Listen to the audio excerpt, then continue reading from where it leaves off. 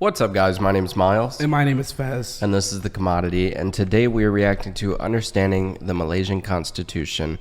This video was recommended to us by Lemongrass06. We will throw your name right here. Thank you so much for recommending this video. This is by the same channel that we reacted to Malaysian government.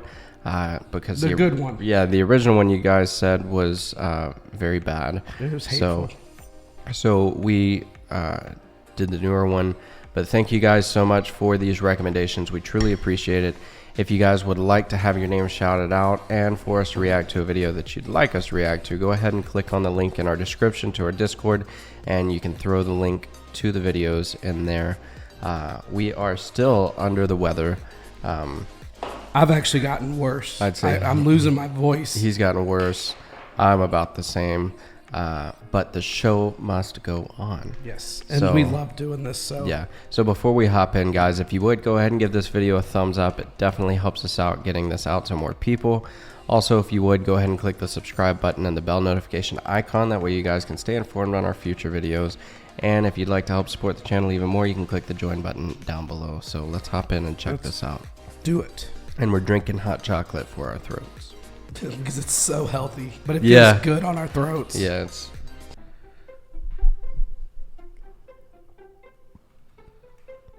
While most of us know about the Federal Constitution of Malaysia, we often hear about some parts more than others.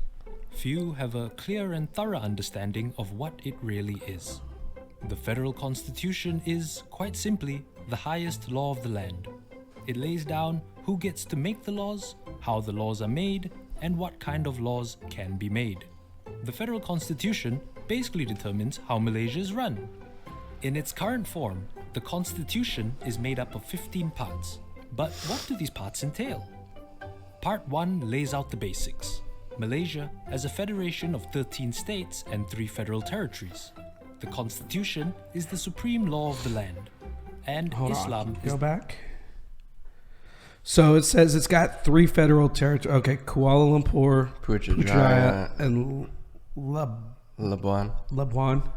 So I don't fully understand. Okay, so I know KL is a city, right? Right. Putrajaya, is that That's the city as well.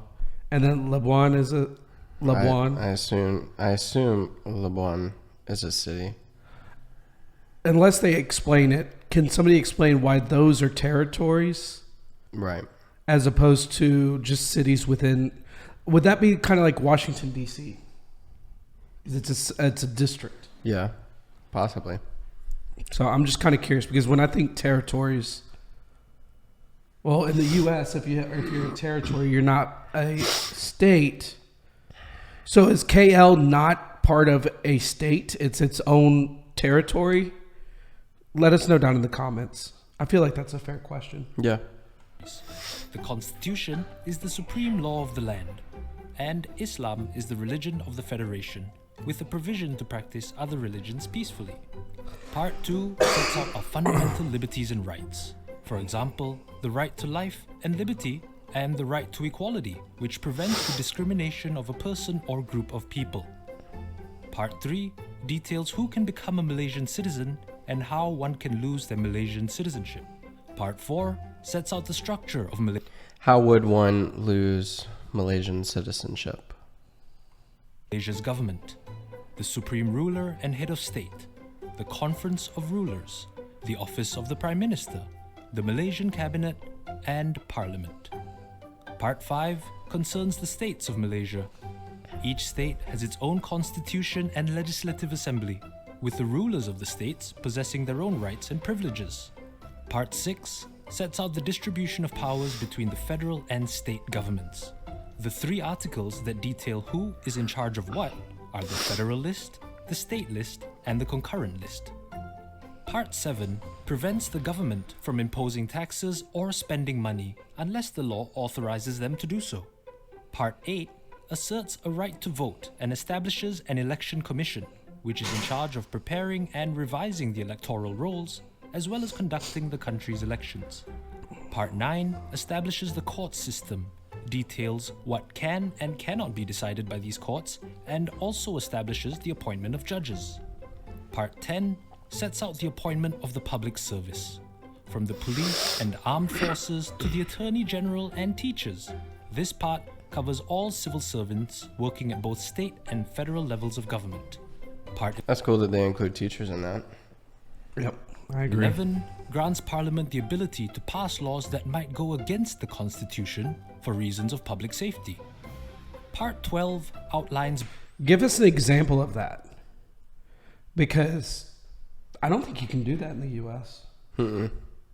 And then, like what he was saying about the losing your citizenship, which in the U.S. it's against the law to lose your. If you're a U.S. citizen, especially if you're naturalized, you're born here, you cannot lose your citizenship.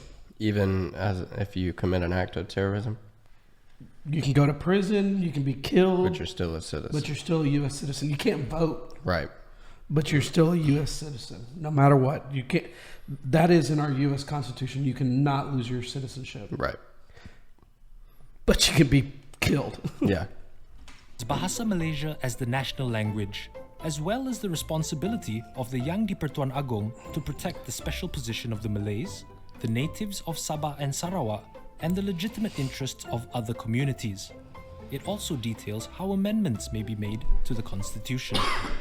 Part 12A then touches on specific provisions for Sabah and Sarawak, such as native land reservations for indigenous peoples. Part 13 explains how laws made before Merdeka can Wait, still I want be to see that enforced. one more time. For Sabah and Sarawak, such as native land reservations for indigenous peoples. Part 13.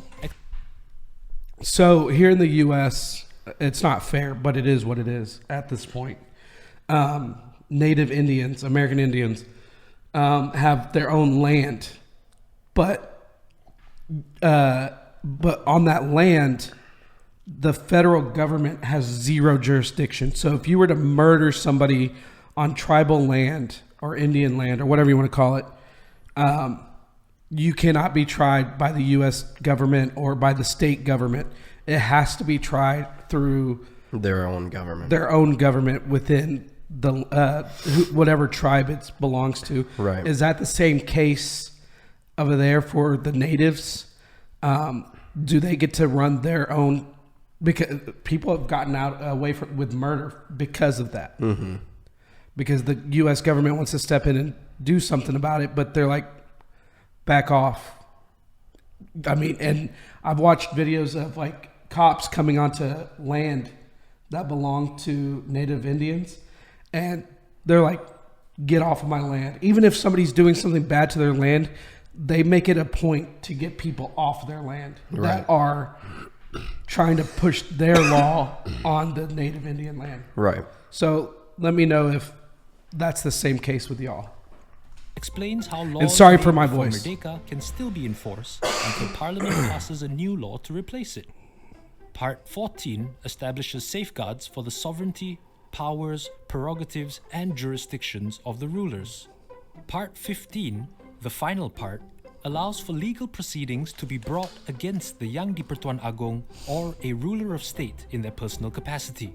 Said proceedings must be brought before a special court, further detailed by Part 15. At this point, you're probably wondering, can anyone actually be above the Constitution? The answer is no. The Prime Minister, cabinet members, members of parliament, judges, and even the Yang di-Pertuan Agong himself swear oaths to obey the Constitution. It is, after all, the highest law in the land. And that's how it is So a person here. or an institution's failures to abide by the roles and powers granted to them by the Constitution will render their acts null and void. If I will say this, that states challenge the Constitution. the Constitution. Like, for instance, we currently have I would say it's a war going on with women's rights to an abortion. Right. Here in Texas, which Roe versus Wade is a constitutionally backed law through the Supreme Court. And Texas passed like one of the harshest laws in the United States against abortion. Mm-hmm. And right now they're fighting it, and it's going to go to the Supreme Court more than likely. Now, the Supreme Court has the right to, and it's a voting system, and their job is to define how the Constitution is portrayed in certain situations. Right. So some situations, they'll say, yes, the Constitution allows you to do this, but they're the ones that decide, but it's a vote, and it's got to be, I forgot how many people vote. I think is it 12 or something like that? So it's got to be a unanimous decision, pro or con. So let us know if it's any different than ours or how close it is anyways. If someone disagrees on a certain provision within the Constitution, the courts have the power to determine how said provision is interpreted. The federal court's decision on a particular interpretation will be binding for everyone, unless this is overtaken by a subsequent federal court decision. This means that an interpretation of the Constitution may still change over time. Okay, so now, is it possible to actually amend parts of the Constitution? The simple answer is yes. Article 159 details how constitutional amendments can be made.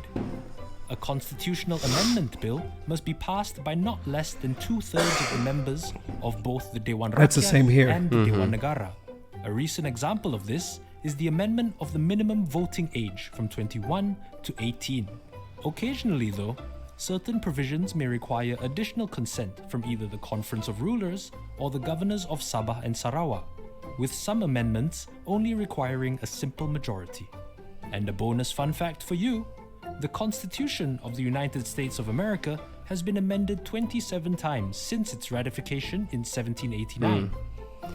This is in comparison to the relatively young Malaysian Constitution, which has been amended 57 times as of 2017.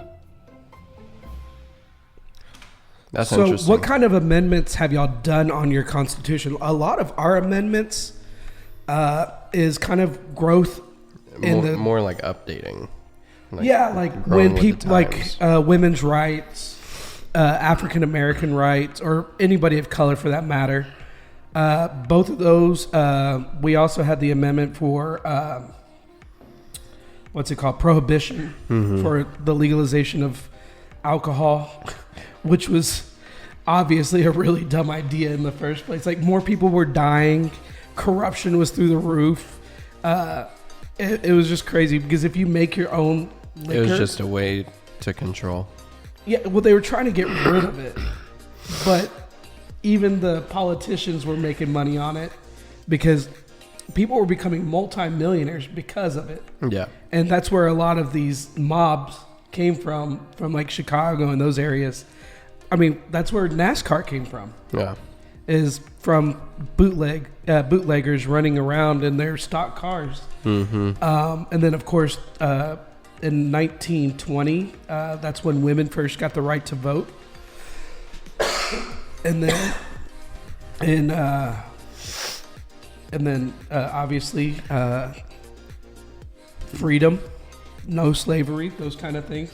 So it's usually like a positive thing that is the only reason why we do amendments, and they're tough to come by. That's why we probably have fewer amendments, and a lot of it had to do with, I guess, just we have a decent system. Obviously, there's areas that can be fixed, but it's pretty good.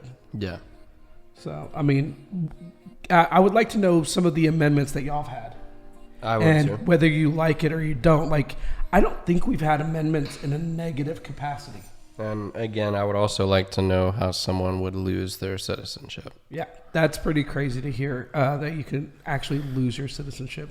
Like, I understand, like, if you are a traitor to your country, that you would be executed or something like that. Which, to me, that's probably the biggest offense you can do, is sell off information, data, all that kind of stuff. Commit treason. And yeah. But yeah, let us know. You got anything else you want to add? Guys, if you enjoyed this video, please give a like button. If you want to see our future videos, hit the subscribe button and the bell notification. And if you want to support us directly, hit the join button. And with that being said, My name is Miles. my name is Fez. Thanks for watching, guys. Peace. Out.